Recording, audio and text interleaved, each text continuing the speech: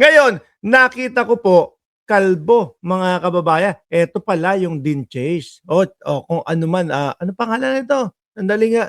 Dean Chase. Eto yung pangalan niya. At eto, ipapakita ko ho sa inyo. Unang-una, ay loko-loko.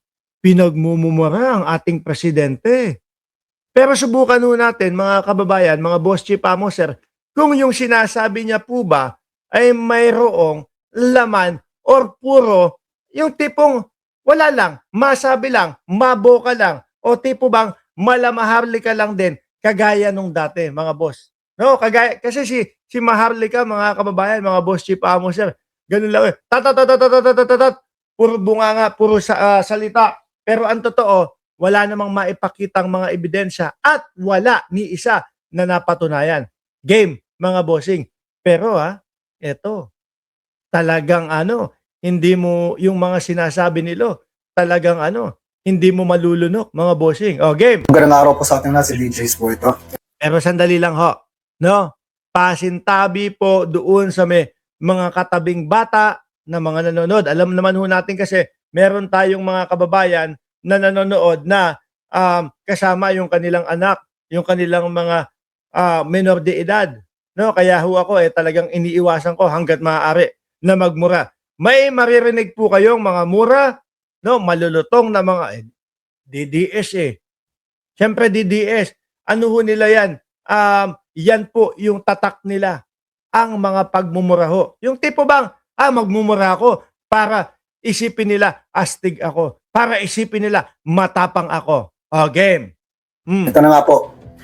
Nabasa ko na po at nakita ko po ang kabuuan ng reaksyon o komento ng palasyo paukol sa expose namin ni Mr. T. Meron na ba? Meron na bang naging reaksyon ng palasyo? Hindi ko pa nakikita ho Hindi ko pa napapanood ho. Ito na nga po, ang kakapal talaga ng mukha nito mga hinayupak na itong mga putang tinanto. Oh.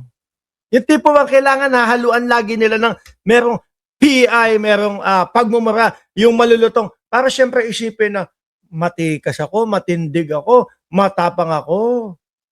Ganyan. Hindi kailangan yung boss No? Oo, hindi ho kailangan yun, mga kababayan. No?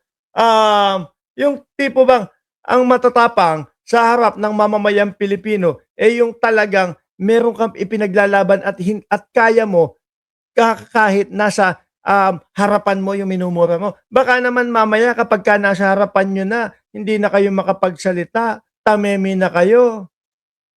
Ito ho yung mga itsura na batok-batukan lang ho ni Boss Mike Cervera, mga bossing yung kayang batok-batukan lang ho ito ni Chris Ulo, mga kababayan Yung tipong kapag ka sa social media, sa internet, tapang at tao, mura tayo, mura, para isipin matapang.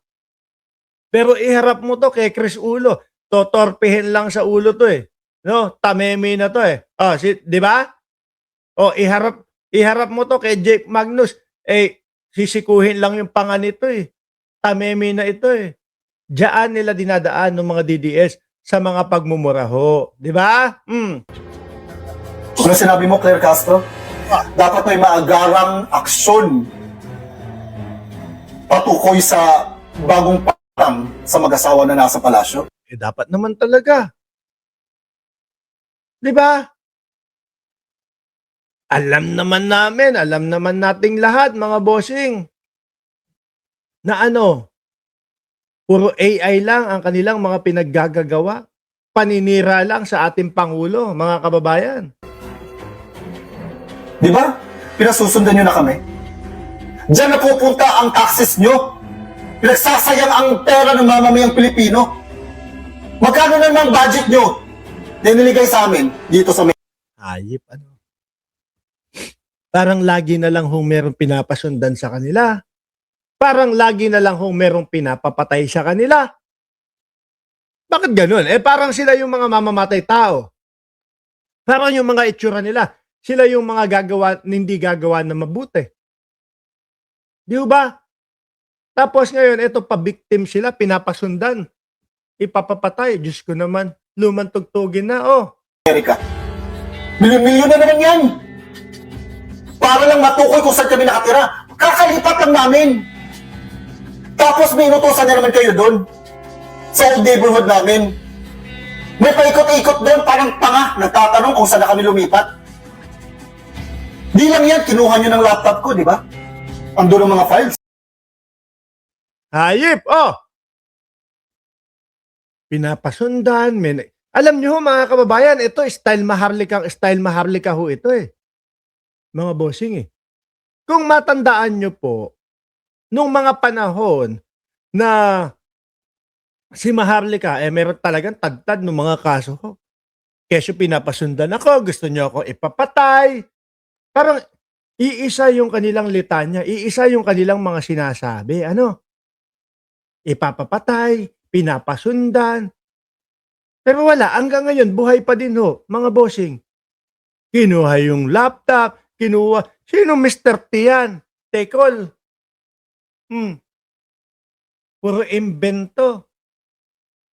Tanungin mo, paano mo mapapatunayan itong mga sinasabi mo? Wala lang.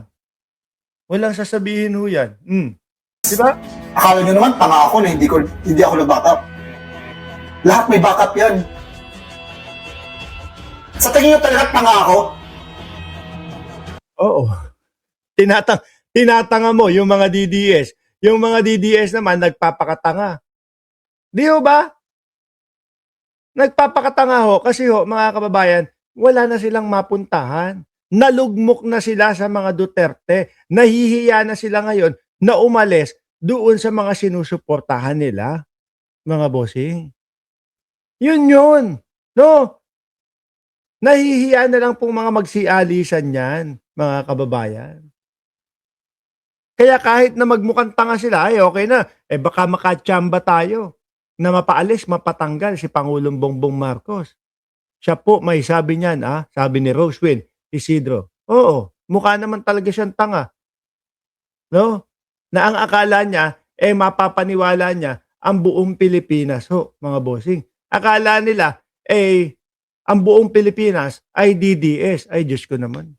Siguro nakakahiya na ho ang buong Pilipinas kapag lahat tayo DDS. Ano?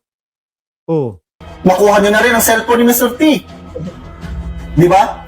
Yun talagang gusto nyo makuha. Baka nga sabihin nung palasyo, baka sabihin ni Pangulong Bongbong Marcos, sino ba yung pinagsasasabi nitong kupal na to na si Mr. T? No? Sino ba yung mga binibigkas nitong mga salita na Mr. T na kesyo nakuha yung cellphone? Sabi ni Len de los Santos, pero buhay pa naman. Sabi, kay Sara Duterte, pinagbabantaan ang buhay nila. Kay Sara Duterte, papapatay sila. Ngayon, hanggang mga buhay pa ho. Diba, Ma'am Leng Gigi? Kuha yan, cellphone ni Mr. T kasi alam nyo, ando ng lahat ng contacts ng mga opisyalis na naging customer niya, di ba? Di ba yan? Yan ang gusto nyo makuha. Kasi ang taas ng lista ng pangalan dun eh. Mga messages. Meron pa nga isang dun eh. Sino yun? Anak ng... Pero yung totoo, ano ang nito? Ano ang sinasabi nito? Halata po, nagawa-gawa lang eh. From dun sa AI na inilabas nila, mga kababayan, na ipinapakalat nila na malalakas ang loob dahil po nakatira sa ibang bansa, papunta doon sa istoryang gusto nilang tahiin. May Mr. T, yung mga DDS naman, mga tutunga nga sa kanila yan, nakaganyan, ay oo, ala, grabe si Bongbong Marcos, ala, grabe si First Lady. Ang estilo ho nitong mga to, mga kababayan, balik lang sa umpisa. Paano ba naman nauubusan na ng ikukwento, nauubusan na ng topic. Nandiyan yung amo nila na si Rodrigo Duterte. Shout out sa iyo, Boss Rodrigo Duterte. Kamusta ka dyan sa dahig? Etong mga to, hanggang ngayon, gumagawa pa din ng paraan para mapabagsak ang presidente at para siguro yung anak mo ipalit sa pagiging presidente. Kung ano-ano na ginawa nitong mga ito, Boss Rodrigo. Sabihin mo nga dito sa mga to, mga tanga, hindi na ako makakalabas. Mga tanga, wala nang tiwala ang taong bayan sa aming mga Duterte. Di ba?